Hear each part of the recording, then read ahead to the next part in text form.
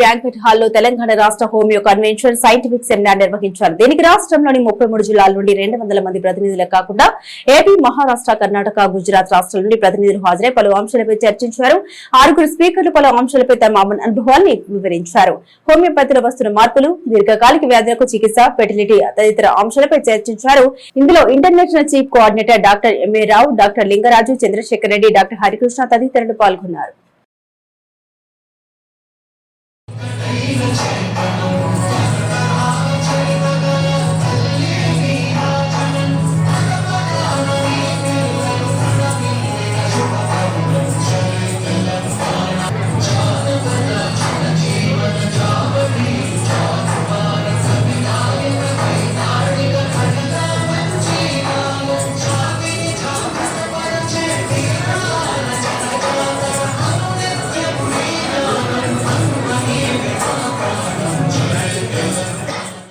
Homeopathy వైద్యంలో ఇంతవరకు మొట్టమొదటిసారిగా మన కరీంనగర్ పట్టణంలో మన హోమియోపతి వైద్యులందరూ కలిసి ఈ రాష్ట్ర స్థాయి సదస్సును మన కరీంనగర్లో ఏర్పాటు చేయాలని దీన్ని ఒక ఛాలెంజ్గా తీసుకొని ఈరోజు ఈ కార్యక్రమం ఏర్పాటు చేయడం జరిగింది.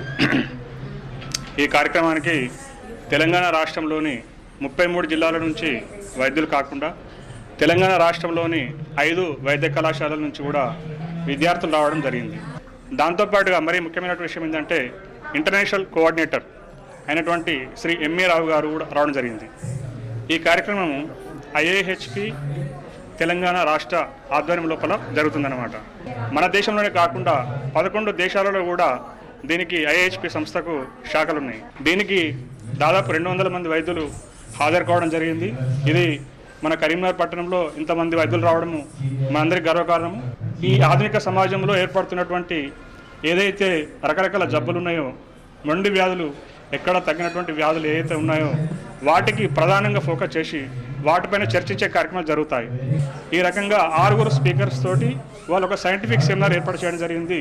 ఇందులో ఇన్ఫెర్టిలిటీకి సంబంధించిన సమస్యలపైన, తర్వాత కొన్ని దీర్ఘకాలిక సమస్యలపైన, తర్వాత అక్యూట్ ఎమర్జెన్సీ అంటే ఎమర్జెన్సీ కండిషన్స్లో కూడా హోమియోపతి వైద్యం ఎలా పనిచేస్తుంది అనే టాపిక్ పైన ఈ కార్యక్రమాన్ని ఏర్పాటు చేయడం జరిగింది.